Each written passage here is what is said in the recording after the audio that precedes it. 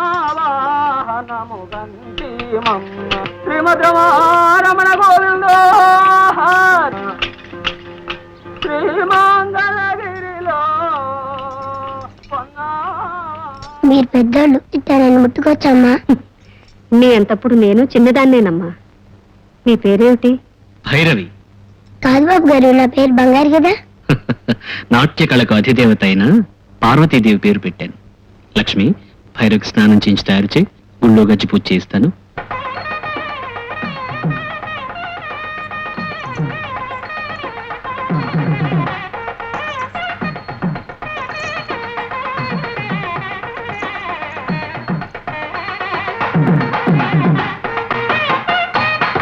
ఆయన పాదాలకు నమస్కరించమ్మా.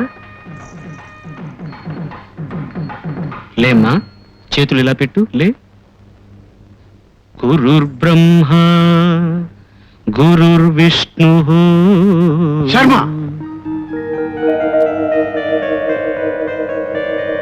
ఏమో నువ్వు చూస్తున్న పని? కులవృత్తి. కులవృత్తి. ఆడపిల్లకి నాట్యం నేర్పడమా? అందున ఈ పిల్ల అబ్రాహ్మణ పిల్ల అని విన్నాం. దొమ్మరి పిల్ల. శివ శివ, నాట్యాన్ని మగపిల్లలకి, అందున బ్రాహ్మణ బిడ్డలకు మాత్రమే నేర్పాలన్న సిద్ధేంద్ర యోగేశ్వరుని ఆజ్ఞను ధిక్కరిస్తావా? ఎంత ధైర్యం నీకు? కన్న కొడుక్కి నాట్యం నేర్పుకునే సత్తా లేక ఓ దొమ్మరి పిల్లని తెచ్చి మన సాంప్రదాయాన్ని మంట కలుపుతావా? ఆడపిల్ల గజ్జ ముట్టుకునే అర్హత లేదు. ఆ మాట చెప్పండి శాస్త్రి గారు. ఏ ఎందుకు లేదు? నర్తనం స్త్రీల సొత్తు, నాట్యం లాస్యం స్త్రీకి అలంకారాలు. అంటే ఆడది నాట్యానికి పనికి రాదని శాసించిన మన పూర్వీకులు వెర్రివాళ్ళని అనే ఉద్దేశం కాదు. ఆ నిషేధానికి ఆనాటి ఆచార వ్యవహారాలు, దేశకాల పరిస్థితులు కారణాలు. మొదట్లో మన దేశం మీదకి విదేశీయులు, విభిన్న మతాల వారు ఉసిళ్ల మందలుగా వచ్చి పడేవారు. వారు కొందరు ఆడపిల్లల్ని చెరిచి వదిలారు, కొందరిని ఉంపుడు గత్తెలుగా ఉంచుకున్నారు. పెళ్లైపోయిన గుర్తుగా మెడలో పసుపు తాడు ఉంటే ఆ దుండగుల బారి నుంచి తప్పించుకోవచ్చన్న ఉద్దేశ్యంతో అష్టవర్షాత్ భవేత్ కన్యా అనే సూత్రాన్ని సృష్టించుకుని ఆడపిల్లలకి 8 ఏళ్లకే పెళ్లిళ్లు చేసేవారు. పెళ్లైన పిల్ల నలుగురిలో నృత్యం చేయటం భర్త ఒప్పుకోకపోవచ్చని నాట్యం నుంచి స్త్రీని తప్పించారు. ఈ వితండవాదన మాకు అనవసరం. గతంలో నాట్యం నేర్చిన ఒక్క ఆడదాని పేరు చెప్పు చూద్దాం. పార్వతీదేవి బాణాసురుని కుమార్తె ఉషకి నాట్యకళను బోధించింది. ఉష ఆడది కాదా? కొండపల్లి ప్రభువుల ఆస్థానంలో లకుమాదేవి అనే ప్రఖ్యాతి చెందిన నర్తకీమణి ఉండేది. ఆమె ఆడది కాదా? రఘునాథ నాయకుల కాలంలో మధురవాణి, విజయరాఘవుని కాలంలో కళావతి, చంద్రావతి, రూపావతి, చూడామణి, చంద్రరేఖ, కోమలవల్లి నాట్యకత్తెలుగా పేరు పొందారు. వాళ్ళు ఆడవాళ్ళు కారా? ఆడవాళ్లే, కానీ వాళ్ళు సానులు, దేవదాసీలు. అది మరిచిపోకు. ఆ దేవదాసీలు, సానులు ఎక్కడి నుంచి వచ్చారు శాస్త్రి గారు? కొద్ది బుద్ధులున్న పెద్ద కులాల వాళ్ల తెరచాటు చేష్టల్లోంచి పుట్టుకొచ్చారు. మన సరదాల పరదాల చాటు నుంచి కన్నీటితో బయటకొచ్చారు. ఈ మాటలన్నీ అనవసరం. మా కులదైవం ఆలయంలో ఈ అకృత్యాన్ని మేము సహించాం. ఏం చేస్తారు? నిన్ను మా నుంచి వెలివేస్తాం.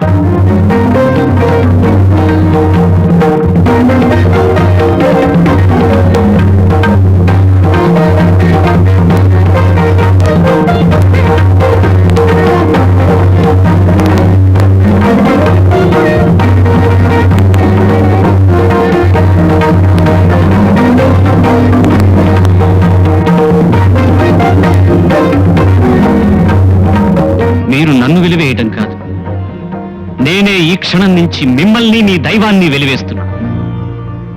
మీ దేవుడు గుళ్ళో ఉన్నాడు, నా దేవుడు నా గుండెల్లో ఉన్నాడు, ముద్రపట్టే ఈ చేతుల్లో ఉన్నాడు, నర్తించే ఈ పాదాల్లో ఉన్నాడు. బాబు గారు, నా మూలంగా వీళ్ళందరూ మిమ్మల్ని కోపడుతున్నారు. పోనీ నేను వెళ్ళిపోనా బాబు గారు?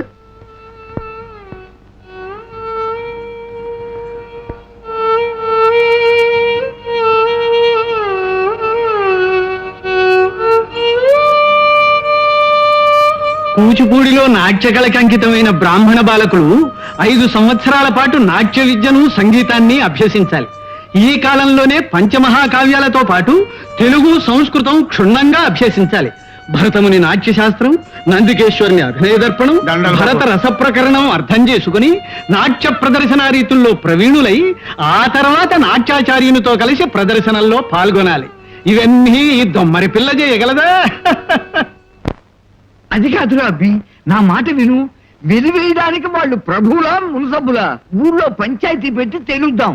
అక్కర్లేదు. ఏమండి మీరు ఇలా వెళ్ళిపోతే నలుగురు నన్ను నానా రకాలుగా అనుకుంటారండి.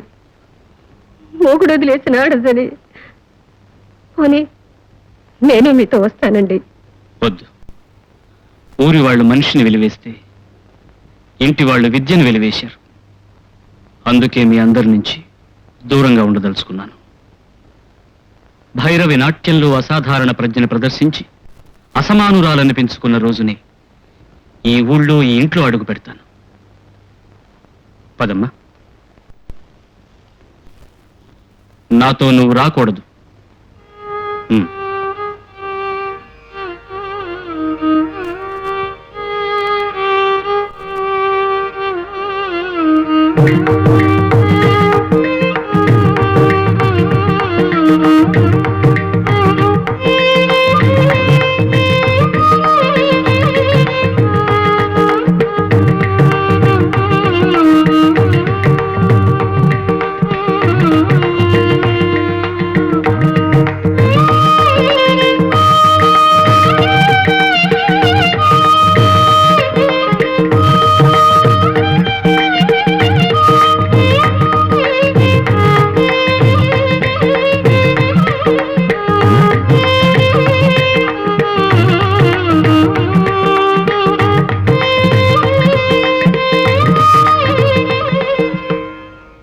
మేడం మీరు చేస్తావేమిట్రా?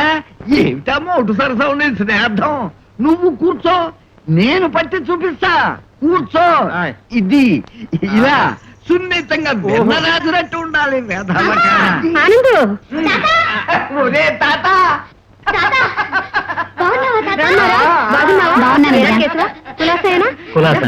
తాత నీ మీద బెంగెట్టేసుకున్నాను రా. రోజు కల్లోకి వస్తున్నావు అనుకో, ఇవాళ రేపు నేనే బయలుదేరొద్దాం అనుకుంటున్నా. తినరా నాన్న, తిను, ఇవన్నీ తిను. మా కాలేజీకి 4 రోజులు సెలవులు వచ్చాయక్క. ఆనంద్ మిమ్మల్ని చూడాలనుందంటే బయలుదేరొచ్చాం. అమ్మా ఆనమ్మా నాకొద్దు కానీ నువ్వు తిను. అత్తయ్య చెప్పిన మాట వింటున్నావా నాన్న? అల్లరి చేసి వాళ్ళనే విసిగించడం లేదు కదా? లేదు వదినా, చాలా శ్రద్ధగా చదువుకుంటున్నాడు. అవును, ఇల్లు నిశ్శబ్దంగా ఉందేమిటి? బాగా లేరా? అన్నయ్య గారు ఊళ్ళో లేరా వదినా? వాడిప్పుడు ఇక్కడ ఉండటం లేదమ్మా. అదేమిటండి? అది నా దౌర్భాగ్యం రాకేశ్వ. ఆయన పట్టుదల నీకు తెలుసు కదా. నేనే ఆనందిని చదువు కోసం పంపేశానని నా మీద కారాలు మిరియాలు నూరారు. వాడు రానన్నాడన్న కోపంలో పట్నం నుంచి ఓ దొమ్మరి పిల్లని తీసుకొచ్చారు.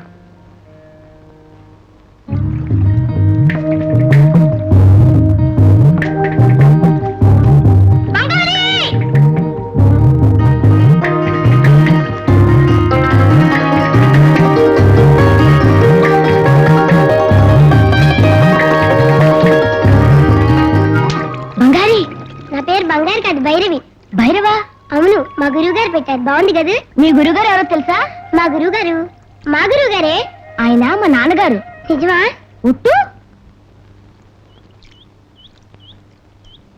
ఆలస్యం అయితే గురుగారు కొప్పడతారు. వెళ్దాం పదా. అమ్మో నేను రాను. అదే మీ నాన్నగారిని చూడవా? చూడాలని వచ్చాను. ఇప్పుడు చూశానుగా. కనిపిస్తే డాన్స్ నేర్చుకోలేదని కోపడతారు. నేను వెళ్తాను బాబు గారు. పూజ పోగానే పాఠం మొదలెడతారు. వస్తాను.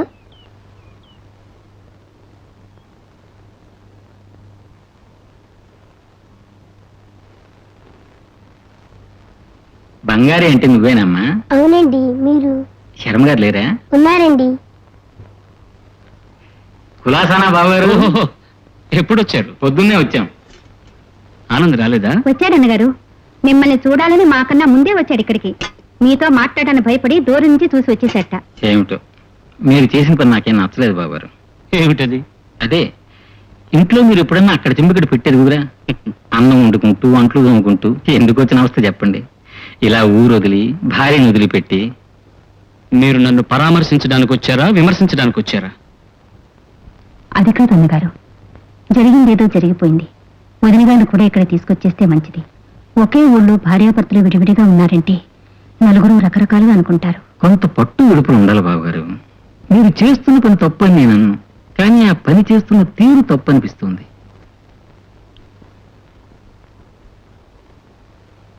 భైరవి, ఇంటికొచ్చిన అతిథులు వెళ్ళిపోయేప్పుడు 2 చేతులు జోడించి వినయంగా నమస్కారం చేయాలమ్మా. చెయ్యి.